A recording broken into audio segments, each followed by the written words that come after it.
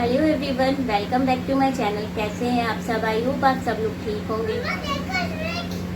जैसे ही vlog start करती हूँ ना, सीढ़ी आ जाती है। चॉक्स हैं? चॉक्स तो बहुत अच्छी अच्छी है, खेलो। पर ये चॉक्स पढ़ाई के लिए है, अभी स्लेट पे प्रैक्टिस करेंगे तब पढ़ेंगे। ओके, अभी रख दो जाके, है ना? जाओ रख के आओ। सो फ्रेंड्स, बहुत दिनों के बाद आज आप लोगों से बात करने आई हूँ। काफ़ी टाइम हो गया, मुझे याद भी नहीं है मैंने कब व्लॉग बनाया था। कभी कभी होता है, नहीं याद रहता। और आज जो है बस ऐसे ही एक टॉपिक पे बात करना था कि लाइफ में ना हम लोगों की कभी भी हर चीज़ एक जैसी नहीं चल सकती। जैसे अगर लाइफ में बहुत खुशियाँ चल रही हैं, हमेशा खुशियाँ ही खुशियाँ हैं, तो ज़िंदगी में कोई ना कोई एक ऐसा मोमेंट आपके आएगा जो आपको इतना ज़्यादा तकलीफ देगा कि आप दुख से भर जाओगे। अब आप सोच रहे होंगे ऐसी बातें मत बोलो। लेकिन ये सच्चाई है जीवन की। एक ना एक दिन आपकी लाइफ में इतना दुख आता है कि आपसे जला ही नहीं जलता। फिर एक ना एक दिन उस दुख के बाद एक दिन ऐसा भी आता है जब आपकी लाइफ में खुशियाँ ही खुशियाँ होती हैं और आप खुश होते हो, आप बहुत खुश होते हो। तो ये जो दो चीज़ें हैं ना, सुख और दुख, ये तो बस एक दूसरे के साथ में पीछे पीछे चलते रहते हैं। यानी आप अभी खुश सुख में हो, आप खुशियाँ ही खुशियों में हो, तो भाई ज़्यादा खुश भी नहीं होना चाहिए, क्योंकि पीछे से ना दुख आ रहा होता है, लाइन में लगा होता है। वो कहता है अभी हो लो खुश, जितना होना है, थोड़ी दिनों बाद तो मैं आने वाला हूँ। तो मैं आज आप लोग को थोड़ा सा ऐसे ही एक चीज़ बताना चाहती थी कि मेरी लाइफ में हमेशा सब कुछ अच्छा रहा है। बचपन से लेके यंग एज तक कभी कोई प्रॉब्लम्स आई ही नहीं। मतलब प्रॉब्लम्स अगर रही भी हो तो मुझे कभी पता ही नहीं चला, क्योंकि माता पिता होते हैं तो वो आपको कभी एहसास ही नहीं होने देते हैं लाइफ में कि आपको कोई प्रॉब्लम है भी या नहीं है। वो सारी प्रॉब्लम्स खुद झेलते रहते हैं। लेकिन ज़िंदगी में हर चीज़ हमेशा एक जैसी नहीं चल सकती ना। तो वो है कि मैंने कभी आप लोग के साथ शेयर नहीं किया ये बात, लेकिन आज शेयर करने का मन किया। थोड़ा सा ही शेयर करूँगी, ज़्यादा शेयर करने लगूँगी तो रोना आने लगेगा, इसलिए मैं शेयर नहीं करूँगी ज़्यादा। लेकिन हाँ, इतना ज़रूर बताऊँगी कि 2016 की बात है। उस टाइम पे ना मेरी लाइफ बहुत बढ़िया चल रही थी, लेकिन फिर अचानक से मेरी जो मम्मी है वो जो है अचानक से दुनिया से चली गई। मतलब एक होता है पेरेंट्स जो है वो आपकी लाइफ में, जब जो पेरेंट्स होते हैं, कब पेरेंट्स हो या कोई भी हो, अगर आपको एक डॉक्टर ये बोल दे कि हाँ मतलब 5 से 6 महीने हैं, 7 से 8 महीने आपके इस व्यक्ति के पास, तो आपके पास एक समय होता है कि आप उस इंसान के साथ खूब सारा जी सकते हो। लेकिन अगर आप इमेजिन करिए कि एक व्यक्ति आपका जो अपना है वो नॉर्मल चल फिर रहा है, सब कुछ है, और सुबह वो बिल्कुल बढ़िया हो, फिट एंड फाइन हो, और शाम के टाइम आपको वो एकदम बिस्तर पे पड़ा हुआ मिले, लेटा हुआ मिले, और दूसरे दिन जब आप, और उसी दिन जैसे आप उसको डॉक्टर के पास लेके जाओ तो डॉक्टर बोले कि पल्स नहीं मिल रही है, ये नहीं हो रहा, बीपी नहीं मिल रहा है, तो वो कितना शॉकिंग होता है। मेरे साथ ऐसा ही था। मतलब मैंने कभी इस बारे में ज़्यादा शेयर नहीं किया। मैं उस 2016 में मैं एक स्कूल में पढ़ाती थी, और उस टाइम पे ना मुझे सर्दियों का टाइम था, तो मुझे घर में आने के 4 बज जाता था। सुबह मेरी मम्मा ने मुझे लंच बना के दिया। लंच जब बना के दिया तो सब नॉर्मल थी, सब कुछ ठीक ठाक था। घर में मैं आई तो उनको फीवर आ रखा था। 4 बजे जब मैं शाम को आई तो फीवर था और उनको ये वॉमिट हुई। पता नहीं, आप, मैं ना थोड़ी सी तेज़ आवाज़ में बोल नहीं पा रही हूँ, आप लोगों को पता ही सुनाई भी दे रहा होगा कि नहीं, बाद में पता चलेगा जब वीडियो मैं ऑफ करूँगी तब। फिर मैंने मम्मा से पूछा कि क्या हुआ, तो वो थोड़ी सी ना अनकॉन्शियस सी लग रही थी। फीवर तेज़ था, मैंने चेक किया तो 104 का फीवर था। तो मेरे पापा भी काफ़ी एज थी, वो भी नहीं समझ पाए। फीवर तो सबको नॉर्मली लगता है, जब सोचते हैं कि ठीक है डॉक्टर को दिखा लेंगे। और जिन डॉक्टर से हम लोग मीटअप, मतलब मम्मी का चेकअप वगैरह चलता रहता था, नॉर्मली जो फैमिली डॉक्टर थे वो शाम को 5 बजे बैठते थे। तो मम्मी बोली कि 5 बज जाए तो डॉक्टर को दिखाने चलना। मैंने चलो ठीक है।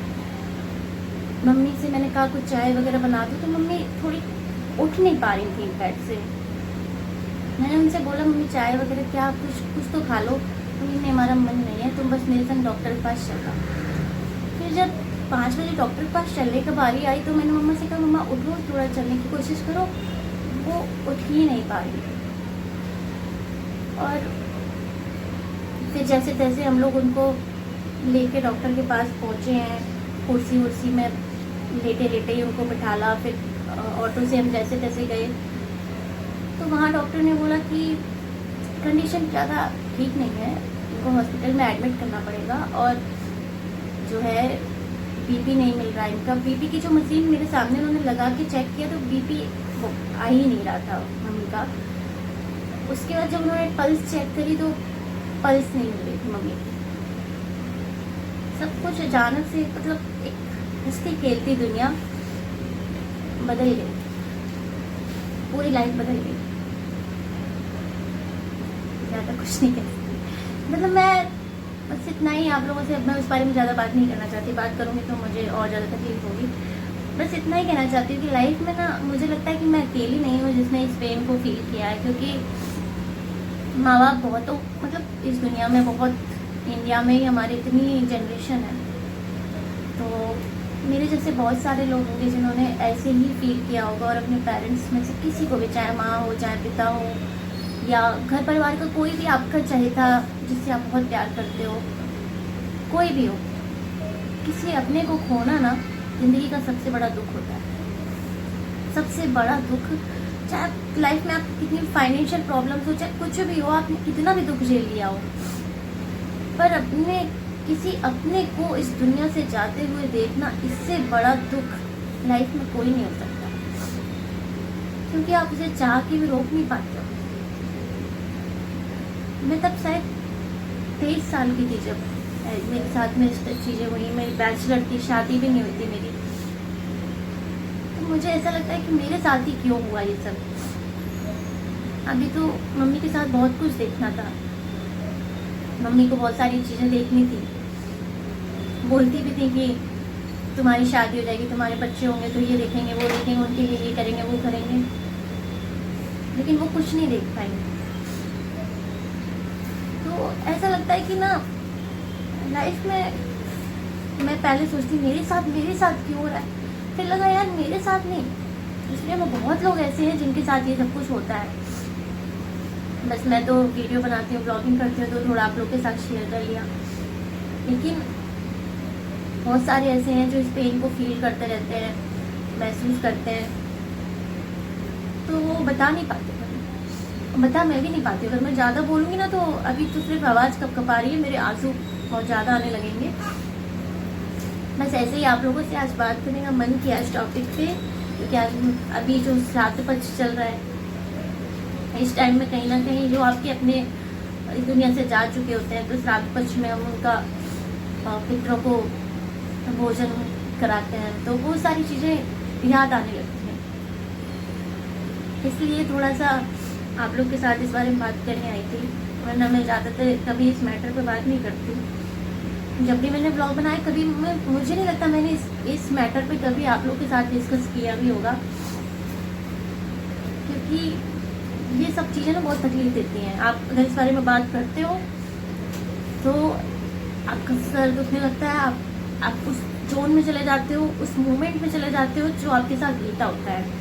तो बेहतर यही होता है कि जो आपने तकलीफों वाला जीवन उस वक्त फेस किया है, उस चीज़ को ज़्यादा डिस्कस नहीं करना चाहिए, क्योंकि जितना आप उस बारे में सोचते हो उतना ही ज़्यादा आप तकलीफ में आते हो। कोशिश करना चाहिए खुश रहने का, कि ज़िंदगी तो देखो सबकी ही ऐसी है, सबको एक दिन जाना है, कोई अमृत पी के नहीं आया। लेकिन जो पीछे रह जाते हैं ना, जो चला जाता है वो तो चला जाता है, लेकिन जो पीछे रह जाते हैं उनको बहुत तकलीफ होती है, क्योंकि उनके पास बहुत सारी यादें होती हैं और उन यादों के साथ उन्हें जीना पड़ता है। मैं ज़्यादा नहीं बोलूँगी कि सामने ना मेरी गुड़िया भी घूम रही है, अगर उसने देखा ना मम्मा ये आंसू आ रहे हैं मम्मा के, तो वो आके बोलेगी, पूछने लगेगी क्या हो गया। पता नहीं मैं आज आप लोगों से इस बारे में क्यों बात करने लगी। मुझे एक्चुअली ना भी थोड़ा सा ये जो पितृपक्ष चल रहा है, श्राद्ध का समय चल रहा है, तो इस टाइम पे बहुत ज़्यादा उन लोगों की याद आती है जिन जो आपकी दुनिया से जा चुके हैं। तो वही मेरे साथ हो रहा था कि आज मैं अभी शाम को ना थोड़ा चाय वाय बना रही थी, तो मुझे याद आया कि बैचलर थी मैं, तो उस टाइम में जब ट्यूशन पढ़ाती थी तो मम्मा मेरी चाय बना के मेरे पास लेके आती थी। क्या लग गया बेटा? ग्लिटर? कोई बात नहीं, आप पोंछ लेना। आप क्या कर रहे थे इसमें? ड्राइंग कर रही हो? कर लो कर लो कर लो जाओ बच्चा। लेकिन हाँ, लाइफ में अगर कोई चीज़ आपके दुख भरी आती है तो एक दिन खुशियाँ भी आती हैं। तो मेरी ज़िंदगी की जो सबसे बड़ी खुशी मुझे मिली है वो ये है कि जिस दिन शिवी मेरी ज़िंदगी में आई, यानी कि मैंने शिवी को जब जन्म दिया, वो मेरी लाइफ का सबसे खुशहाल मोमेंट था। बहुत खुश हुई थी मैं उस दिन, क्योंकि मैं खुश थी। और जब मैं अपनी गुड़िया को मैंने अपने हाथ में लिया शिवी को, तो मुझे ऐसा लगा यार ये कितना बड़ा मतलब जिंदगी की खुशी है कि आप अपने बच्चे को अपने हाथ में ले रहे हो। और नन्हा सा बच्चा होता है, मतलब वैसे अगर आप किसी भी छोटे से बच्चे को जो बिल्कुल न्यू बॉर्न हो ना, लेने में बहुत ही डर लगता है। लेकिन उस दिन आप जब खुद पेरेंट बनते हो तो पता नहीं कैसे भगवान आपको इतनी ताकत दे देता है कि आप उस नन्हे से बच्चे को अपने हाथ में लेने के लिए बिल्कुल बेकरार होते हो, और आप उस नन्हे बच्चे को गोदी लेके वो बिल्कुल अच्छे से गोदी ले लेते हो, पहली बार लेते हो हाथ में, और डर नहीं लगता।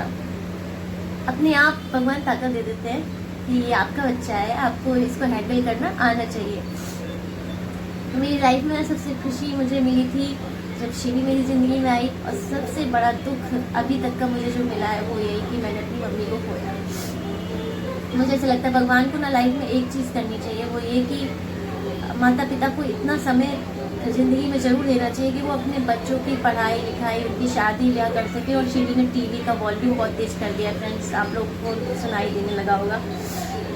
चलिए आज का जो वीडियो है वो मैं यही एंड करती हूँ, क्योंकि मैं ज़्यादा बात करूँगी तो फिर उसी जोन में चली जाऊँगी सन 2016 में, जो कि मुझे बहुत दुख देगा। और मैं नहीं करना चाहती थी वैसे इस बारे में बात, कभी की ही नहीं मैंने आप लोगों से। मुझे 2 साल हो गया ब्लॉग बनाते, पर मैंने कभी नहीं की इस बारे में बात। मुझे पता नहीं क्या ही हुआ, आज मैं आप लोगों से इस बारे में बात कर रही। अगर आप लोगों को लगा हो कि ये वीडियो में इस तरीके की बात क्यों कर रही है, मैं वैसे करती नहीं हूँ, मैंने कभी नहीं किया यार, पता नहीं क्या ही हो गया। आज मैं आप लोगों से अपनी इस जोन में चली गई और आप लोगों से इस बारे में बात कर रही हूँ। खैर जो भी है, मिलते हैं नेक्स्ट ब्लॉग में, बाय।